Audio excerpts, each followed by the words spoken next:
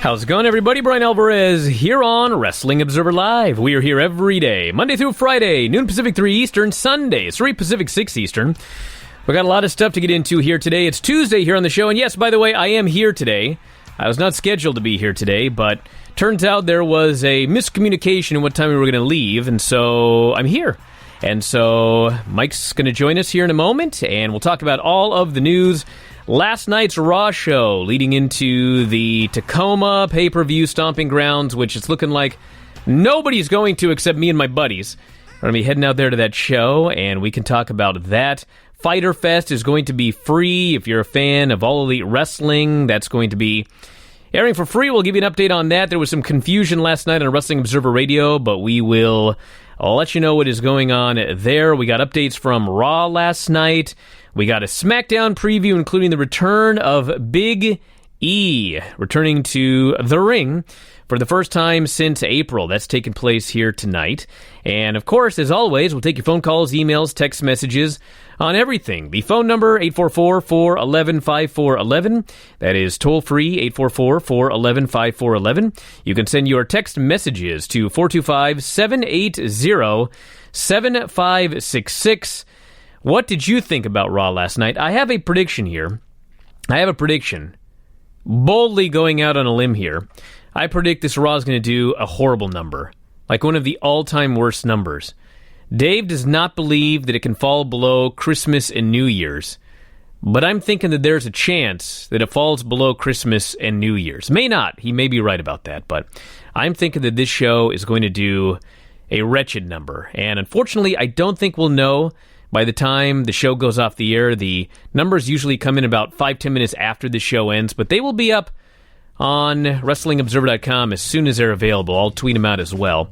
So a lot to get into here today. We'll kick it off after the break. A Wrestling Observer Live. All right, back in the show. Brian Alvarez here, Wrestling Observer Live. Mike Sempervive, also of WrestlingObserver.com. And Mike noted to me during the break that the NBA game last night, 14 million viewers, okay? Now listen, during football season, there are football games that do more than 14 million viewers, okay? So this is not like the strongest competition that WWE's ever had in terms of pure number of viewers. Demographics, NBA, let's just put it this way. The NBA games that have badly hurt the Raw ratings over the past couple of months now, we're talking most of those games did between 3 to 5 million viewers. This one did 14. So, between 3 and 5 times the number of viewers watched the game last night as usually affects WWE Raw. So, I guess we'll see what happens, but I strongly feel that this is going to be one of the lowest rated Raws of all time. I watched that show last night, and, I mean, when Baron Corbin came out like 5 minutes into the show, I mean, as a fan and a viewer, I was done. And I had to keep watching the show because it's my job, but dude, that dude came out, and I just was like, I can't believe what I'm watching. Like, he is the number one contender for Seth Rollins' title. And, like, Lacey Evans looked 1,000 times better last night, but still, I've seen that match, and it sucked. And I don't need to see Dolph Ziggler challenging for the title again in a cage match. Like, the build for Stomping Grounds, like the card for Stomping Grounds sucks. The build for it sucks. I just watched the show, and it wasn't even really a bad show, but it was a show where I thought, if I were a basketball fan, and this wasn't my job, I mean, no way I'm watching this show over basketball. And 15 million people watch basketball. And one other thing, I realize that I've said many times, live and taped does not matter, okay? But I could tell you this. On our message board, when there is a Raw in the UK, everybody starts talking about it and posting the spoilers and discussing everything on the board as the show airs live. And then in the evening, when they watch along, there's barely a Raw thread. Like our usual Raw thread is, 60, 80, 100 pages, depending on how noteworthy Raw is. This show last night for a live Raw, it was at like 16 pages. Like nobody was on talking about this show. Like every sign that I've seen points to disastrous rating. But I've been wrong before, and luckily if I'm wrong this time, Mike has to handle that tomorrow, because I won't be... Actually, I will be here. Forget it. Anyway, I expect horror. What Dave had going for him is the fact that these are some of the worst finals ratings-wise in like 10 or 12 years. But what he did not factor in there or did not discuss was the fact that this was could have been a deciding Game 5 in the home city of the team ready to pull off the upset and do the big thing. And that all looked like it was playing very nicely into what they wanted last night as far as the NBA number. And it seems like the other network numbers were down significantly, both overall and in demos. So that's not a good sign. Obviously, the basketball was way up. They didn't just pull from those other network shows. They pulled from some other things, too. And, I mean, the overnight demo of the 5.3 amongst 18 to 49s has got to not make you feel good if you're worried about the raw number. And as you said, it was not a bad show. It was a 3-hour long show that, again, it wasn't offensive or anything like that, but if WWE's got skippable programming right now, and you can catch up on the highlights later on, you can do whatever, where if there's anything else out there that's going to take precedence, like, people are going to go do that other thing. I want to address this as well from Raw last night, because as much as I was not a fan of Raw, it was not, like I said, a horrible show. I mean, we can get into specifics if you want, but one thing that people really got upset about, and Hamish here is one of them, he says, why did Bayley lose again in her hometown, just like she did 2 years ago, which destroyed her career? They couldn't wait to make her look like a bigger geek again after giving her the title. Well, listen, the match was Bayley and Becky against Alexa Bliss and the women's right. How's her name? Gee, Christmas. Lacey Evans. Lacey Evans. Holy smokes. So that was the match. All right. So let's think about the options here. Now, granted, it was in Bayley's hometown, so like she probably shouldn't have lost. But usually I will say, put somebody else in the match if you don't want somebody to do a job. But the problem here is there was a very specific reason they did the match. It is the SmackDown and Raw Women's Champions against their challengers at the pay-per-view. Okay, so knowing that, what are your options here? Well, one of the champions could have pinned one of the challengers. I think that would have been a stupid idea. So one of the challengers has to pin one of the champions. Now, as much as people don't believe this, the fact of the matter is they really are behind Becky and they really want to get her over. And so I'm sure in their minds the idea was we don't want Becky to get pinned. But of the available challengers here, I mean, Lacey is the one that needs help. Lacey lost via submission to Becky the last time they were in the ring together. It has now been acknowledged on television. So she pretty much has to win. So your options are Lacey Evans either pins Bayley or she pins Becky. Those are like your two options. So I think in their minds, they really don't want Lacey Evans to pin Becky. And it's not the end of the world if Lacey pins Bayley after Bayley basically got screwed by two different girls leading to that finish. So, I mean, let's take out the fact that it was in San Jose. I mean, that's not a terrible finish. It's a finish to try to get a win for Lacey, and Alexa was involved, and so she gets kind of something out of this for her match with Bayley. Becky didn't have to get pinned, and it gives Lacey something going up against Becky Lynch. If this was pro wrestling, you'd have a lot of outs. It made Alexa look better. You already had Bayley, who's already beaten Becky, but did so in a weird fashion. Well, now you have Becky saying, hey, look, it was a fluke when you beat me, and you keep losing, I can beat you. I mean, there's ways to interweave that story if they did pro wrestling, but, in this case, it's all a bunch of just 50-50, which leads to the problem of why couldn't somebody else have been in that match to take that fall? And it's like, well, who do you have to give? Nobody else would make sense. That's it, to give it's Lacey the champions Evans versus the challengers. Yeah, but who do you have that would even give Lacey any credibility anyway? You know what I mean? So she goes out there and beats Athena or she beat the SmackDown Women's Champion to set up a match with the Raw Women's Champion. Exactly, and fine. Again, there's no superstar to beat, so you got to beat the champion. This person says, don't do the Bayley match. Well, they had an idea, and this is what they did, and I don't think it's the end of the world. Like, Hamish mentioned that the loss in her hometown killed her career. That had nothing to do with the fact that she lost in her hometown. It was in her hometown, but the bigger issue was it was wretched. And then it was followed by, or it was preceded by, This Is Your Life. I mean, there was so much stuff about Bayley that derailed her career. One loss at her hometown wasn't going to do it. And let's be honest here. If everybody has just eaten it in their hometown, that's just what they do. Let's go to the phones. You're on the air. What's going on? Hi, Brian. This is Brett from Chicago. How's it going? What's happening? Right here. I want to know how this Bray Wyatt thing doesn't end terribly. And the reason I say that is it's a point that you've brought up a couple of times before, that these Firefly Funhouse things they're fun, they're imaginative, they're obviously something new, they're getting a lot of talk on social media and on views on YouTube and stuff, but at some point he has to get back in the ring. And whether he's wearing the Psycho Circus mask or whatever, or whether he's coming out in his gym gear or his new braids or whatever, he's got to get back in the ring.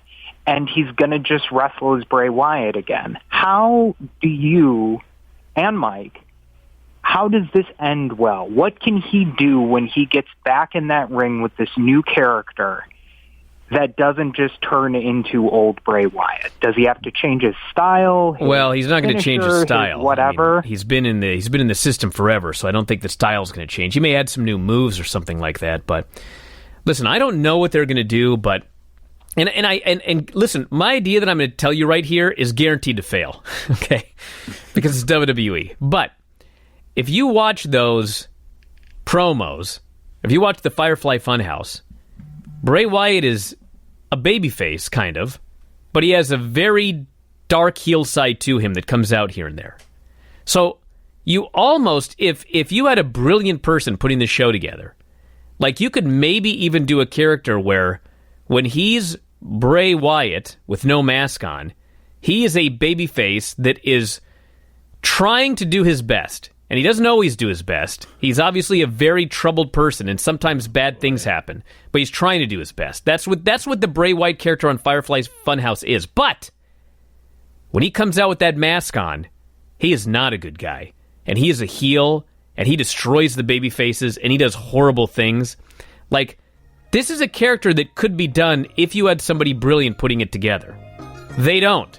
Kevin Sullivan ain't doing it. So I'm not sure this could end properly. But we'll get Mike's thoughts after the break. Observer Live. Back in the show, Brian Alvarez here, Wrestling Observer Live. Mike Sempervive, also of WrestlingObserver.com. Well, on a topic that's been done to death, this person here says, "Hi, is there anything Western fans of New Japan can do to persuade Naito, Bushi, and the others from killing themselves for entertainment? Or are they only interested in the reactions of their local fans? Has the wrestling media in Japan reacted with any kind of horror to their Dominion match?" You got to remember a couple things. Number one, they're in Japan. And if they really were concerned about American fans and impressing American fans, I mean, I can guarantee that both of them have gotten strong offers from companies in this country, probably at a more lucrative level than what they're making in Japan. So, I mean, clearly they enjoy working in New Japan, and they want to stay in New Japan, and they're Japanese wrestlers doing shows for Japan, right? Yes, they are Japanese guys living in Japan, born in Japan, doing Japanese things because for the Japanese fans. My point is, I would think that their desire to please us, the American fans, is fairly low on their priority list. Okay. Yeah. You got to remember also, there are glossy, full-color newsstand magazines in Japan that cover professional wrestling. And the stuff they do, it's all over those magazines. And it gets them press in the magazines, it gets their name out there. I mean, they're not doing it for you. And there's nothing that you can do to get them to stop landing on their heads. This is what they want to do. They're not being pressured by New Japan. They want to do it. They feel... you're asking me to explain what's going on in their heads. The only thing that's obvious is they want to do it. That's athletes. They're athletes. They need to be reined in like any other athlete does, and that's what they're. Can you top this in a feud that was built on who is the best, and can you top this, and which moveset is better? Who's the Stardust Genius now? Whatever, all of that stuff. That's what this feud has all been about. And Adam and I talk a little bit on the Big Audio Nightmare that's up for subscribers on the site right now. Like, does New Japan even care? And even if they did care, what are you really supposed to do to these two guys? I mean, what can you do? You want to fine them? You know, what now is made to look like an accident, you know, that wasn't supposed to happen? Like, that's just the direction that it'll go, because that's what athletes do. Like, you notice every time a drug gets banned, they end up getting another one somehow or something like that. It's just, you can try to rein them in all that you want, but they're still going to go out there and do this stuff. And this is not a surprise. This is what they've done. It's just, it's going to be tragic because we all see what could possibly be coming, because we've already lived through this, and we've already seen this exact type of style in a mirror image in late 90s All Japan, when things got ratcheted up and ratcheted up and ratcheted up. And this is what these two guys are doing at a time where everybody else, not everybody else, but guys like Ospreay and other guys are actually going back and pulling back a little bit, because they're sitting here at 26, 27, 30 years old and going, man, I still got to do this for 10 or 15 more years. This person here says, Moxley's post-Dominion press promo has 4 million views. How can New Japan concert that to money or ticket sales? Because the American Airlines Center has not sold more than 100 tickets for their G1 show since Sunday. Well, I've explained this thousands of times, it seems, but it is yet another example of the reality that these social media numbers don't mean a lot. Social media is free. Social media is easily shareable. I've made this analogy before, but if you're new, I'll make it again. Way back in the day, for those of you that are old, you could open up a magazine and there would be the mail order section. And the mail order section was where you found something that you wanted, and you would send money through the mail, and then they would mail it to you. And often, let's say that you were a fan of magic tricks. You could go to the back of the Magic magazine, and there would be all of these ads, and a lot of them would say, for example, send a self-addressed stamped envelope, and we will send you a free whatever. And so, the point of all of this is, for people that did direct mail, and they were the people that said, send us the self-addressed stamped envelope, when you offered something for free, you would get like thousands and thousands of people sending in for this information. You'd send this information to all of those people that requested it for free. And the number of people that would then get the free thing and send you money was minuscule. It was ridiculously low, even though so many people were willing to sample it for free.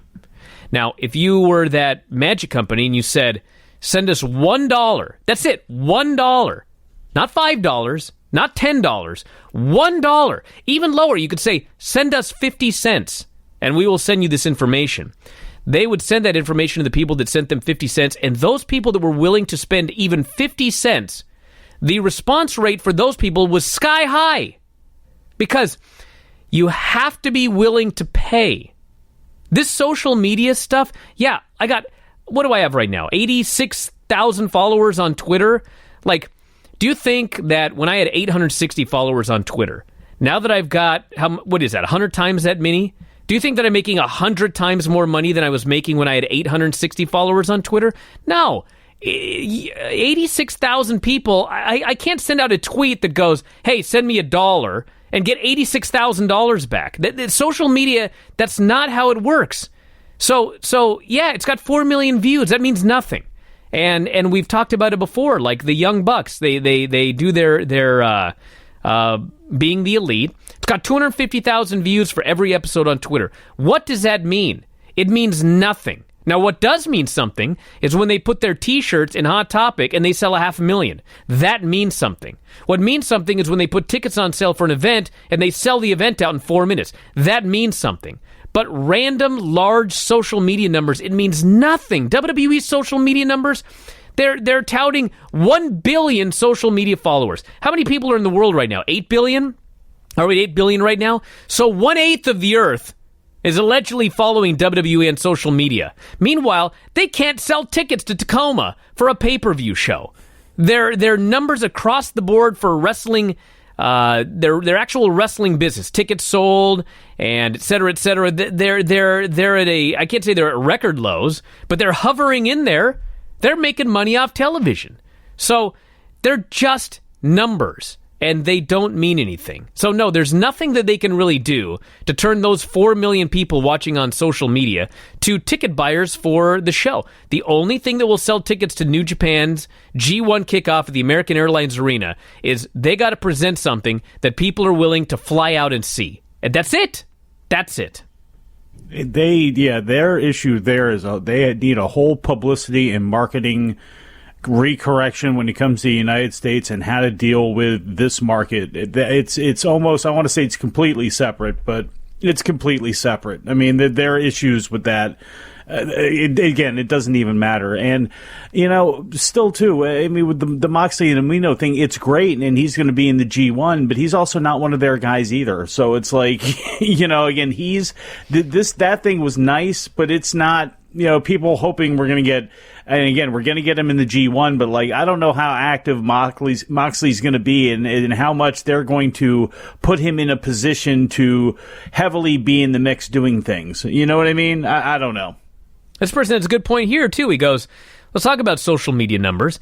I check the WWE YouTube videos to avoid having to watch the whole show. So there's somebody who isn't even... Think about this. Do you know, everybody, those of you that talk about how ratings don't matter, I have to hear this all the time from people that say ratings don't matter, people watch things, blah, blah, blah, blah, blah. You guys realize that Sky Sports canceled WWE, right? And do you know why? Because low ratings. So, in fact, ratings are more important today than ever, since WWE relies on their television deals for the vast majority of their revenue. When advertising dollars stop being based around that sort of stuff, then you got something to say. But when a majority of them and sports rights fees and all that sort of stuff, when that starts going away from ratings and being drawn into that, fine. You could think it's a stupid, outdated concept or whatever it is you want to think. Until the business changes, shut up. There's nothing else to say. The point of this is, how is it a benefit that WWE has people watching Raw clips on social media and not actually watching Raw? How is that a benefit? I want someone to try to explain this to me. It's not a benefit. Selling tickets in any way. Are you selling shirts off of that? What's the benefit? Do you have bigger stars? Where's the benefit? All you're doing is giving people a reason to not watch the thing that you're making the money off of. So it's lunacy that way, and it's going to be self-defeating. It is self-defeating somewhat that way. Person says, is it possible that when WWE has competition on TV like a strong NBA game, do they just not care and throw together a show that's basically them throwing their hands up and calling it quits for the week? There's no way WWE actually cared about last night's show. I can tell you two things about last night's show, and I'll tell you them after the break. Wrestling Observer Live. Back on the show, Brian Alvarez here, Wrestling Observer Live. Mike Sempervive, also of WrestlingObserver.com. So, a couple of things about the show last night. I'm not a sports guy, so correct me if I'm wrong, but my impression is that we knew that there was going to be a strong NBA game Monday night, unlike Saturday or Sunday, right? Yes. Okay. So the point of this is, they started writing Raw last week, and so they didn't know what kind of competition they were going to have on Monday. They could have presumed it could happen, but they put together a show like they put together a show. Now, I can tell you for a fact that last night during Raw, they were monitoring the NBA game, and I believe that things were moved around as a result of what was happening during the game. So they do keep an eye on things, and I can't say that they give up, because, I mean, sometimes they do give up, like when you know you're going to go head-to-head with something and it's just like there's no hope, they do actually give up. But I don't think that you could say that about last night's show. We talk about this with the NFL when they heavily try to counter-program the NFL with John Cena promo and all that sort of stuff.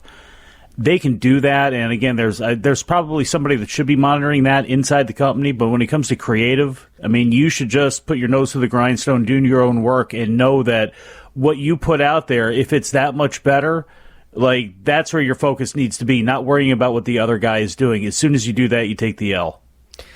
All right, to the phones. You are on the air. What is going on? Hello? Hey, what's up? Yeah, this is Austin from Knoxville calling in. I know the Bushi, Naito thing's kind of done to death, like you were saying, but I was wondering about that on kind of a smaller scale. Obviously, they're an extreme example, and they're making pretty good money, I'd assume. But with high-risk moves, being so prevalent in wrestling these days compared to what it was, how do you think, like, these no-name indie guys trying to break in, what can they do to stand out besides that? Because it seems like you've got thousands and thousands of guys out there doing flips, taking these crazy bumps, and a lot of them are doing it on very small shows. Well, I want to thank you very much for the call. A couple of things. As far as like what everybody's making in New Japan, like I don't know exactly what they're making, but I do know from talking to people who would know, they make less than you think.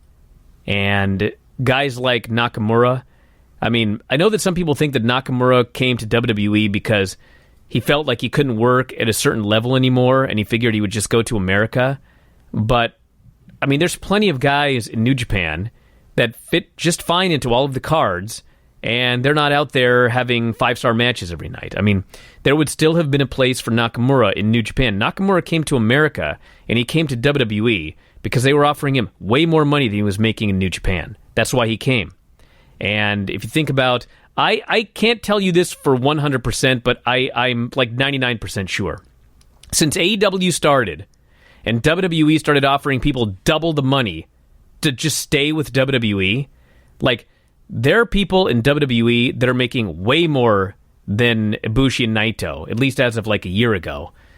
And you'd be shocked at the place they are on the card in WWE. So that's number one. As far as like indie guys, I mean... when you think about the top indie names, I mean, most of them aren't guys that are out there landing on their heads every night. Like, everybody talks about MJF. Why? Because he's a fantastic talker. He's not out there landing on his head every night. And Filthy Tom Lawler, I mean, yeah, he's a friend of mine, but he's a champion of like 10 different organizations.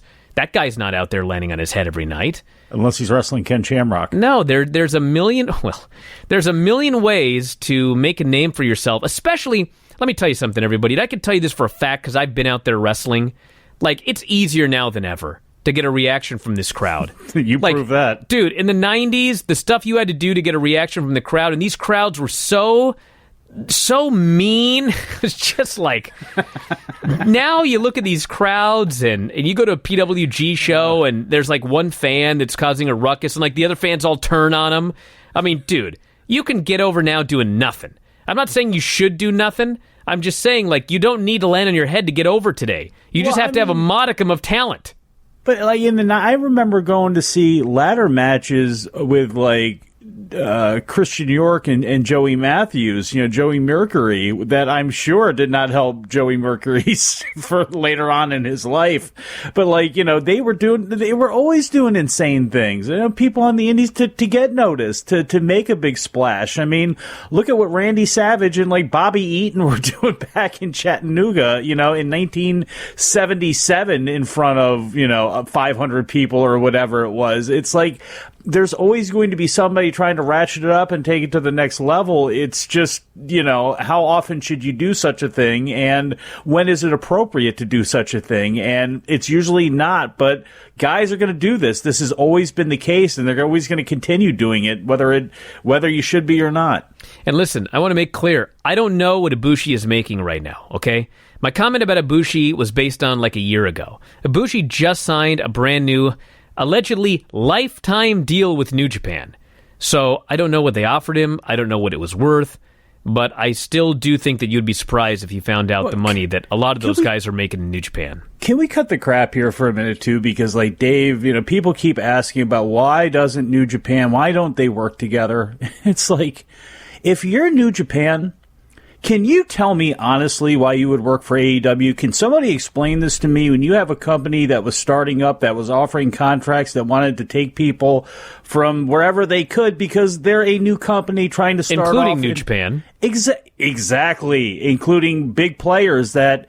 I mean, give me a break. It's kind of ridiculous. It's like, does anyone think about the business aspect of this and get out of the fantasy booking life for a second and just go with all of the other things, with their loyalty to ROH, with this, with that, on top of all those other things? Why would you work with a company that was actually trying to take your spot in this country? They did damage to both your partner and your... Look, New Japan would knock ROH out of the way in a heartbeat if they thought they could take over America by themselves. They absolutely could. Now you have AEW wedging themselves in there, not only hurting ROH, but hurting you too, as far as your expansion goes. So... And again, part of that's their own fault. Part of that's where Kenny Omega's right. You know, they didn't know how to take care of America. They don't know how to conquer America the way it looks right now. We'll have to see as we go forward. But why would those two work together? It's just completely ridiculous to me that people keep bringing that up. Well, fans want them to work together. Fans want them to work together because they want to see New Japan guys in AEW and vice versa. But if you're on our site... This is different than, like, why would it happen? But I just, if you're on our site and I don't know, if you're that tuned into the business, like, does anybody stop and think? And it's like, well, you know, you talked about Jay White having a long contract, and I mean, they went after not Watanabe, but who was it from Stardom that they wanted to have? That was so it's like I don't know. I just think it's kind of ridiculous that nobody's bringing this up. We're speaking in these weird hushed tones, like, why would New Japan not want AEW mentioned? Well, why would they want to mention on their broadcast? I mean, somebody explain that to me. Why that would make sense for them. I want to mention another thing too that kind of plays in all of this, but I didn't mention this the other day and I forgot to, and now I remember, so I got to mention it. So the whole thing where Bully Ray came out and yelled at the fan because the fan had insulted the women, okay? And there was like that other incident that the guy called about where I guess Taya got spit on by a fan or she spat on them, whatever the situation was, okay? I don't get it, okay? Like, when I go to do a show as a heel, like, I don't want people to cheer for me. I want people to be really angry with me. And if somebody in the crowd yells something really mean to me, like, I don't understand why I would take it personally or actually get angry about it. You know what I'm saying? Like, because you didn't come up in this time. Do people want to be bad guys but not be disliked? Because that doesn't make any sense, okay? That doesn't make any sense at all. Like, it was, I mean, nobody wanted to be stabbed. But, like, back in the day, that was sort of like a badge of honor. Like, you got so much heat, you got stabbed. I mean, Piper, nobody wanted to be stabbed. But, man, if you had fans coming after you like that, it was like, dude, you did your job. That was great. Yeah. I mean, I don't know. It's just weird. Like, you want to yell something to me at a show? Like, please. Like, I do not want to be cheered. That hurts my matches. That makes me angry. Everybody gets a trophy. Didn't you complain about that harshly, about that mentality? It's kind of the same thing. And again, Tony Deppen, I think, sent a tweet out and I don't know why he did, and I saw Brett Lauderdale comment too. I don't know exactly what sparked that particular thing, but it's like, unless you're saying something homophobic or racist, like if somebody's talking about your mama or you or your girlfriend or the fact you have small genitalia or someone's whatever. Mama's hitting you.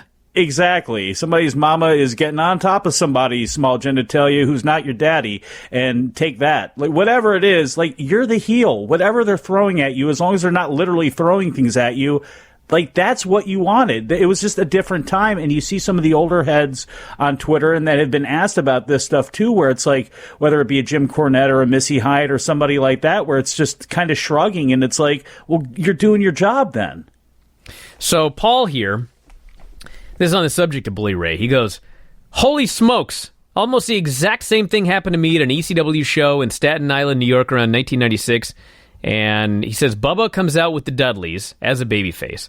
I did not like him and shouted something during their entrance. He turned around and spit on my face. I spit back. About 10 minutes later, Atlas Security brings me backstage where I am threatened and intimidated by Bubba, Big Dick, and Sign Guy Dudley. Bubba yells at me and said he would never have spit on me because he was a babyface.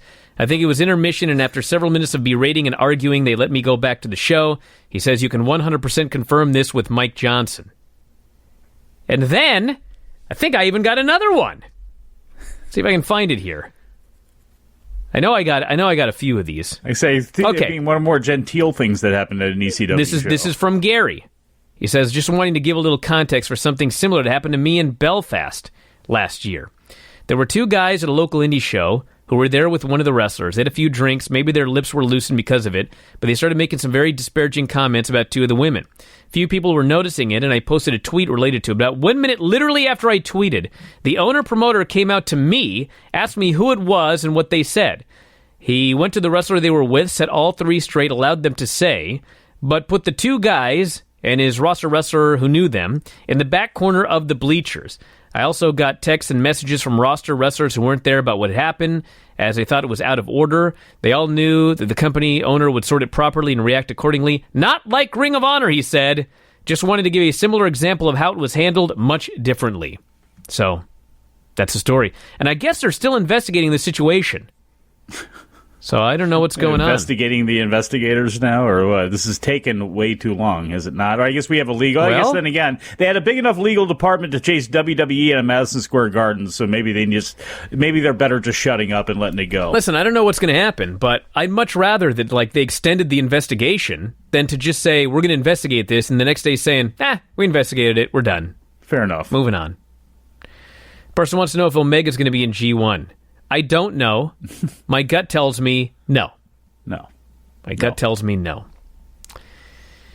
Let's see here. There have been plenty of weeks that I have watched WWE's top 10 moments on Raw for a given week instead of the show itself. You more or less get caught up on the main points of a 3-hour show in 3 minutes.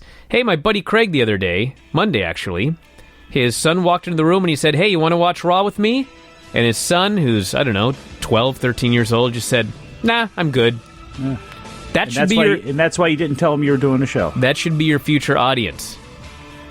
And he doesn't care. Back in a moment, Observer Live. Back in the show, Brian Alvarez here, Wrestling Observer Live. Mike Sempervive, also WrestlingObserver.com. This person says, hey guys, by the way, Revival won the tag belts last night. Just throwing it out there. They did. Yes, they did. And they stole the pin. And hey, that was another one, by the way. As of 4 Eastern, it was a tag team match, and between 4 Eastern and the show going on the air at 8 Eastern, it became a 3-way. So, just want to throw that in there. You know what? Ric Flair, we were so worried about him and his health condition, and now he's involved in a lawsuit. And what would it be for Ric Flair if he wasn't involved in something that had something to do with money going sideways or a lawsuit or something like that? So we know the Nature Boy is truly back. This person says, the only way I can get my girl to watch WWE with me anymore is if I promise her some of that good loving afterwards. Then she watches with me and I end up falling asleep during Raw because the show sucks. What time am I coming over? You need a better plan, my friend. And this person says, man, I had a very similar thought to that yesterday. Not that previous email. I remember growing up in the 90s and you couldn't wait to see your friends to talk about wrestling. I really wonder how often that happens nowadays. Yeah. I mean, I had a buddy. There was Starbucks down the road, which has since closed down, and I would go in there with my family, and he would always ask me about wrestling, but he was one of those fans that, he knew a little bit about it, but not a lot. He sort of knew what happened on Raw, but he just didn't follow it all that close. Stone Cold. He was one of those guys that just, watched everything on YouTube or whatever, and he did not invest the 3 hours in the show, and so I'd have to explain stuff to him all the time that he didn't understand. And that was it. So, anyway, we're out of time, everybody. We'll be back tomorrow with more. I want to thank Mike, as always, callers and listeners over the studio. We'll talk to you again next time. Wrestling Observer Live.